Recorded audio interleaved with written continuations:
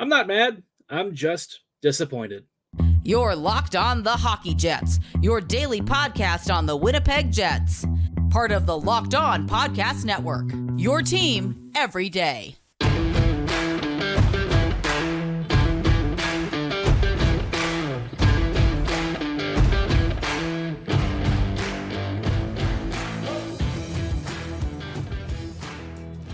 Evening, friends, and welcome to tonight's episode of Locked On Winnipeg Jets, part of the Locked On Podcast Network, your team every day. I'm your host, Harrison Lee, an avid Winnipeg Jets fan and an online blogger.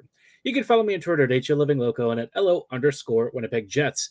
As always, thanks for making Locked On Jets your first listen of the day every day. If you like what you're hearing, be sure to like, follow, and subscribe on all of your favorite podcasting platforms and YouTube. Doing so, of course, is always free of charge and ensures you never miss another episode. Most of all, though, we just love and appreciate your support. On tonight's episode, obviously, we have some rather fun stuff to talk about. And by fun stuff, yeah, well, you know how I said the Jets had to win out and beat the Sens last week, and, they didn't? All that fun stuff and sort of the tailspin of the season. Well, it's just continuing to roll on. And at some point, I don't know, man. I don't know what to say about this team. I've said a lot of words about them, and sometimes it feels like it matters. Sometimes it just feels like we're all along for a bit of a crap ride. But before we talk about what happened in the Sens game and if there's anything positive to take away from it, I just wanted to let you know tonight's episode is brought to you by Sleeper. Download the Sleeper app and use promo code LOCKEDONNHL to get up to a $100 match on your first deposit. Terms and conditions do apply. See Sleeper's terms of use for details. Now, like I said, past weekend of hockey, bit of a crap sandwich. The Jets played against Ottawa, and, you already know the scoreline, 3-2 loss. Winnipeg, frankly, just looks, I don't even know if I can say they look awful, because I don't know if that's really true, but it feels like any of the killer instinct and stuff that they need to actually win out in these games and beat these opponents that give them trouble, they have completely lost it. Every mistake that they make, it just seems like the better teams capitalize on it. And it's bad when, the Sens are not a better team, and yet they still do the same thing to the Jets. That extra last mistake that the Jets took, which was like a bad penalty late in the game, it ended up costing Winnipeg, and that was basically that. More mediocre play. At least the Jets got a power play goal, but, aside from that, not a lot to really write home about. And I think that's been the case with the Jets for a while now. Only scoring 2 goals against Korpisalo, really just not good enough. And I think for what Winnipeg should be doing now and how they should be playing, it's frustrating to see us continue to do the same things over and over again. If you're looking for a positive sign, I guess we did see Ehlers-Scheifele and Vilardi back together for a spell at the end of the game. I don't really think that's going to be a thing going forward, but at the end of the day, at least we saw a few more minutes of it for however much that even means at this point in the season. I'd just like if Bones would actually keep that line together, because they looked good in the few shifts that they got. And it's crazy that, the Jets had maybe one of the best lines in Winnipeg history, and they broke it up, right? As soon as Connor came back, they split that line up, and everything went to hell in a handbag. The entire collapse of this team has kind of really sprung off of that single decision. I hate to say it, and it sounds kind of trite to say that one move ruined the team, but I have to say that one did. And it's been a problem ever since. The Jets have tried to work around this whole Scheifele and Connor duo, and instead of actually making the team work and focusing on that, they've tried to make a line work. And it's never panned out. So really frustrating, really annoying. But if we're also talking about other really silly things, for one, why are we scratching Dylan Samberg? What's going on with that? Because Dylan Samberg is one of our best defenders, clearly a guy who's not only a good player for the future, but also for the current core. What are we even doing here scratching him against teams that are fast and forecheck quickly? That's not to say Stanley's had a bad run. He's been okay recently, and I think that's fine. But if you're talking about players that really shouldn't be benched on the back end, I'd be looking at Samberg first. There are guys on this team that I would scratch ahead of Dylan, and most of them are probably untouchable. So for what it's worth, I'm having a hard time wrapping my head around this. I don't know what Bones is thinking here. It's hard to get a read on this coaching staff, because every time I feel like I have some semblance of an idea of where their head is at, it seems like they make a weird decision and we're back to square one again. So very frustrating. Sandberg really should not be sitting. I'll hear arguments about Perfetti sitting. I think this team is better with him when he plays, and really he should be playing in a more top nine role. But, in terms of players that I'm going to get mad about scratching, Sandberg is up there. That just should not be happening. It's inexcusable. And, just another mark in a long line of decisions recently that haven't made sense. And I've spent a lot of time talking about stuff like this in the past with previous coaching staffs. Maurice had a habit of doing similar stuff, and Bones has done it too, to a point. Not quite as much, I would say, but there's a certain stubbornness in Rick's decision making that has put the Jets in a tough spot, and I think this game is sort of the encapsulation of that. Again, a 6th straight loss, an embarrassing performance, and just mediocre game after mediocre game. And it's funny because the Jets have announced that the final game of the season is a sellout. But, for the remaining home games, I wonder if that passion and vibe is going to be there, right? I feel like the fans are as pissed off as, a lot of the players probably are. I mean, this team cannot be happy. Given the way things have gone and the way that everyone seems to be moving in generally speaking, like the direction is not positive.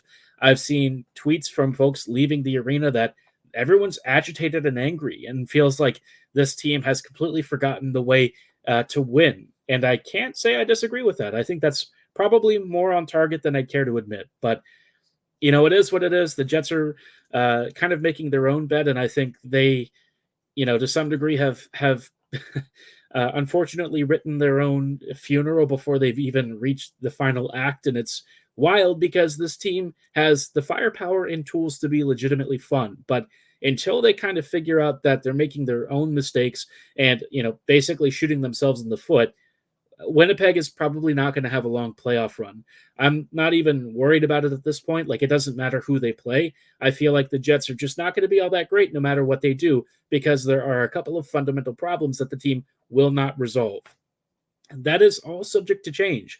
And it could start as soon as today against the Kings. But unless I start seeing something from this coaching staff that legitimately makes me feel confident in their ability to assess the problems and address them, my prognosis remains the same. This team is headed for a very short playoff run. They can face Nashville, Dallas, Colorado, Vancouver. Does not make a difference. They will get smacked by all of them until they address some of the core problems plaguing this team. And it all starts with the top line. That is your number one biggest issue. It's enough to sink everything else that you do. And until you resolve that and get around this problem, you are going to lose far more than you win. And it's really a shame because before all of this changed, when Connor came back, this team was humming. This squad was dominating opponents. They were beating up on great teams. You saw what they did to Boston earlier this year. They destroyed them and frankly undressed a lot of really good opponents. And then they made the decision to put Connor back on the first line, and everything just went to complete crap after that. So, my frustrations at this point are just more now in the category of disappointment, right? I'm not even pissed anymore. I'm just frustrated and disappointed because I feel like we went all through these exercises. We saw a team that was so much better than this, and we're back at the same place as to where we started last year. So frustrating, again, very annoying, but like I said, there is a chance that the coaching staff goes back to what worked, and maybe, just maybe, they start against the Kings. We'll talk about whether or not I think Bones will commit to the necessary lineup changes that can put this team back on the winning path and hopefully give us something to be happy about. But before we get into all of that, I do want to shout out our friends and partners at Sleeper. We're almost at the end of the season, and the Winnipeg Jets are certainly experiencing just about every emotion in the last few weeks. The highs of beating the Rangers, the lows of enduring a 6-game losing streak. But no matter where the Jets are in the current standings, I want to remind you that you could win big by playing daily fantasy hockey on Sleeper, the official daily fantasy app of the Locked On NHL Network. Sleeper is our number one choice for daily fantasy sports and especially hockey, because with Sleeper, you could win 100 times your cash in daily fantasy hockey contests. If you are a stats nerd who loves following your favorite players, this is a chance to put your money where your mouth is, whether it's stars like Crosby, Ovechkin, McKinnon, Makar, Vasilevsky, Hellebuck, Scheifele, Ehlers, you name it, you know their stats. Well, maybe you'll beat out Sleeper's projections for a given game, whether it's more or less than what Sleeper predicts. If you can get 8 of those correct, guess what? You could win 100 times your cash. That's right. 8 correct stats category predictions for a given game, and you could win 100 times your bet with sleepers. So start paying attention and nail your picks so you can start winning big. Be sure to use promo code LOCKEDONNHL when you're signing up, and you'll get up to a $100 match on your first deposit. Terms and conditions apply. That's promo code LOCKEDONNHL. See Sleepers terms of use for details and locational availability. Hello, friends. Welcome back to this episode of Locked On Winnipeg Jets, part of the Locked On Podcast Network, your team every day. Every day, thank you so much for rejoining us on tonight's episode as we are just walking through some recent Jet struggles and some commiseration over the coaching staff decisions that we've seen recently. We all know that, quite frankly, it feels like Bones and the staff have sort of lost the plot a bit, in part because they keep chasing some line combos and matchups that don't really work. That's been a problem for a while now, and it's just continued to manifest into something that's getting to a point that's honestly ridiculous. I can't believe that we're sitting here almost at the end of the season and we are still talking about this as being a consistent problem. So yeah, vibes are bad, but like I alluded to earlier, it could start to shift if the Jets just sit down and commit to a couple of key things. I want to get into that in just a moment, but before we do, just wanted to let you know something really cool that the Locked On Network is doing, and that might be for some of you who listen to Fox Sports or ESPN on your TV all day. Do you find yourself having to turn the volume because of all the shouting? Make the switch instead to Locked On Sports Today, a free 24/7 sports streaming channel programmed for you every day to bring you the biggest stories without all the screaming. Locked On Sports Today brings you can't-miss analysis, opinions, and news, streaming 24/7 on YouTube or the free Amazon Fire TV channels app. Follow Locked On Sports Today, part of the Locked On Podcast Network, your team every day. Now, like I said, the Jets have an opportunity in this game against the Kings to try and salvage the last bit of this season and get things back on track with improvements in the process. And the biggest thing, the single biggest decision this team can make is to go back to Scheifele, Ehlers, and Vilardi and keep them together. This line immediately looked good against the Senators. We know that in the limited time that they've had in previous games, they demolished opponents. They own like 60% expected goal share. It's not even something that you look at the numbers and see the dominance. You can just visually watch the way that they cut apart opponents, whether it's high to low plays, attacks towards the slot area, chaos in the crease, great creation from the perimeter. No matter what you ask of this unit, they are a dominant offensive force. And quite frankly, one of the best lines in the entire NHL. And I say that for a league that has guys like McKinnon and McDavid driving the bus for a lot of their teams. Winnipeg had a line that was on par with those units, sometimes even better than that. That's how great this trio played together. And ever since Winnipeg split them up, it's just never been the same. Finally, though, after begging and screaming and crying about it, we saw it for a few shifts against Ottawa. And those shifts were positive. Sure, it didn't lead to any scoring directly, but in a full game, right? If you stick with that process, more often than not, you are probably going to see that line take over games and help power the rest of the roster, because you're asking everyone else to pick up the slack of Connor, Scheifele, and whoever is on that first line when that trio is out there. The bottom 9 lines or bottom 3 lines did about as much as they could to make up for a very poor performance from the Scheifele line before he got reunited with Ehlers and Vilardi.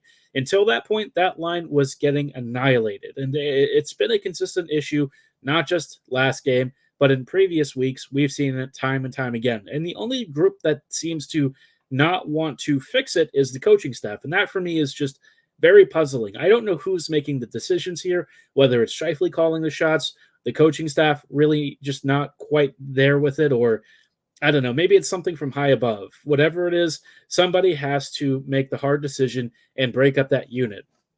Now, the concern for me is that, because this line didn't immediately score, they're not going to be reunited for this game against LA. And that for me is an immediate mistake.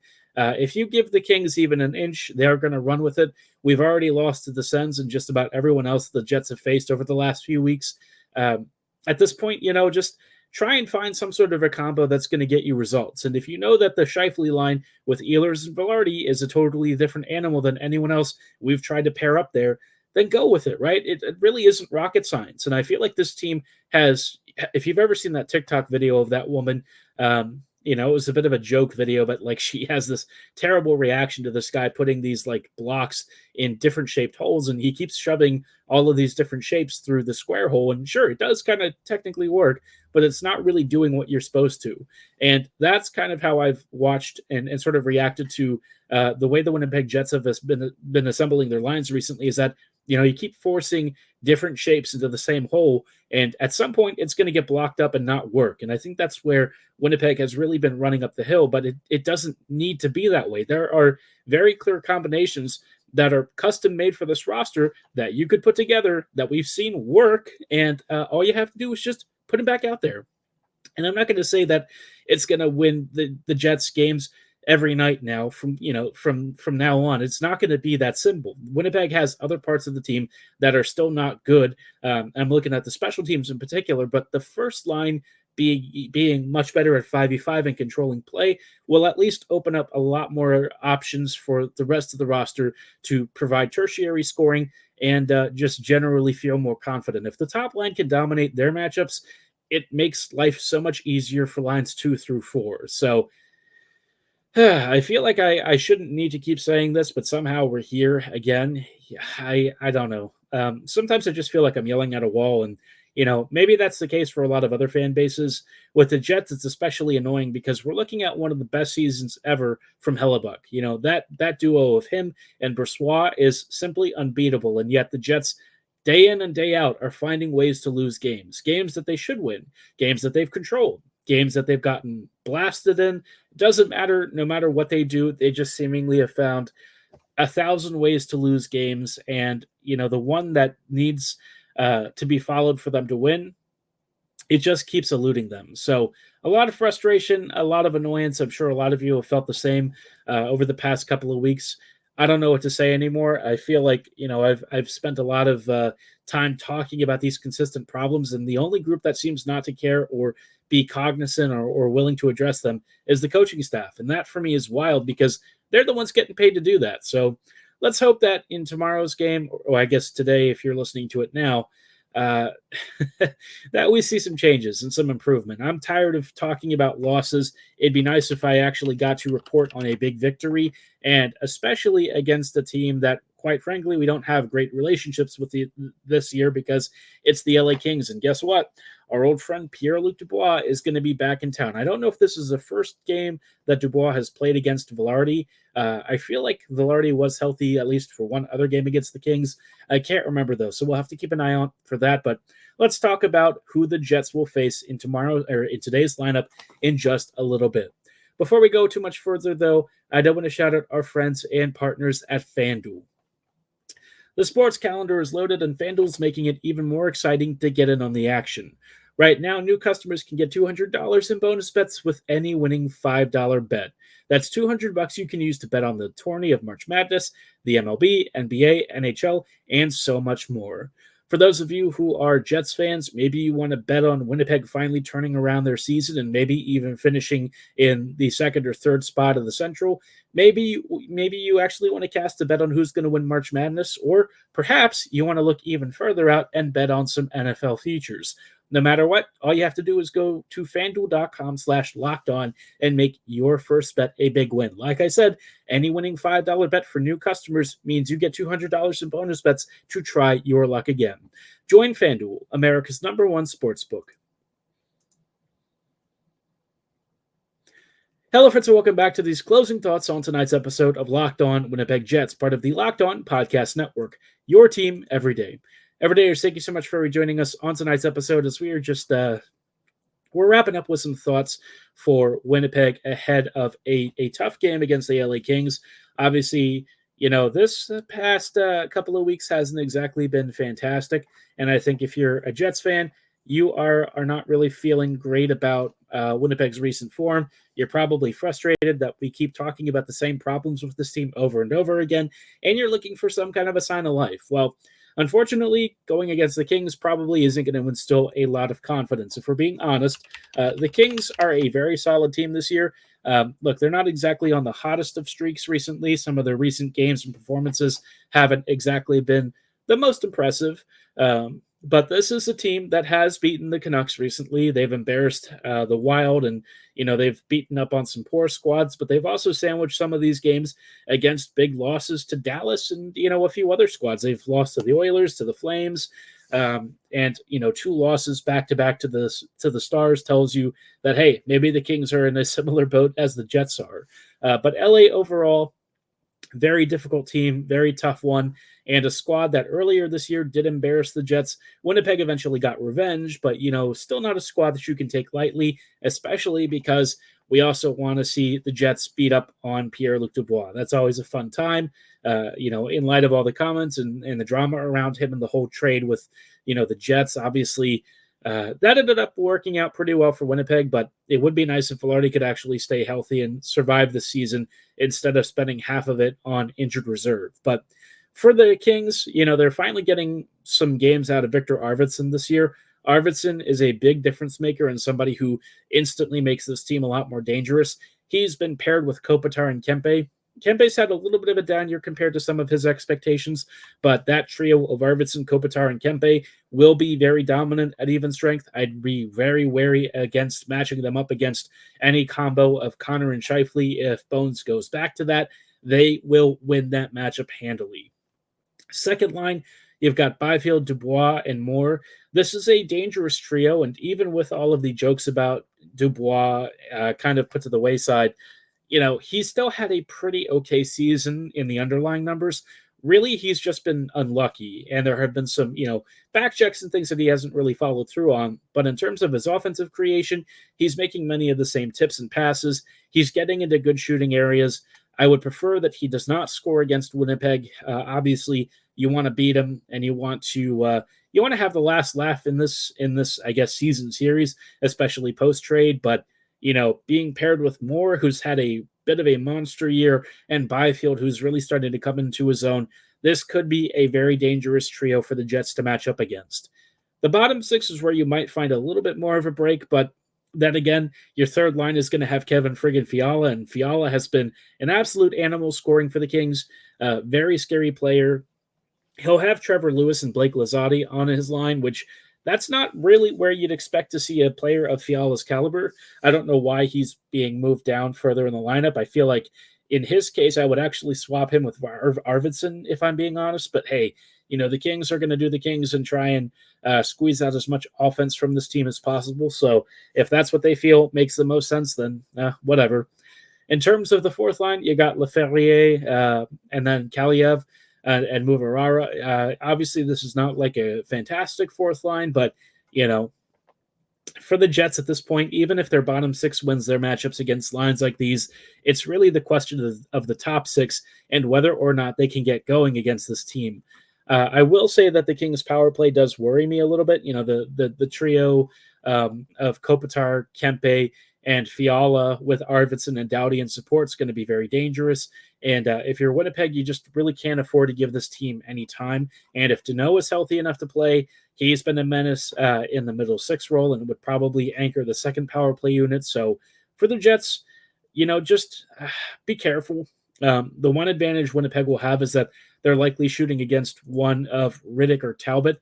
And, both goalies have been pretty decent for the Kings this year, but they are not on the level of Hellebuck or Boursois. So if you're hoping for an advantage, it's probably in net. I am not going to even begin to predict a win anymore because I feel like every time I do, the Jets end up losing and disappointing us. So at this point, I just want to see the top line get reunited. It's been a while since we've had a top line that's actually looked like a top line, and that can be the difference for, victory and defeat. So stay tuned for tomorrow's episode. Hopefully we'll be able to talk about a Jets win. I know I'm certainly tired of talking about Winnipeg losses, but for tonight's episode, that is going to be all the time that we have. I thank you so much for making Locked On Jets your first listen of the day every day.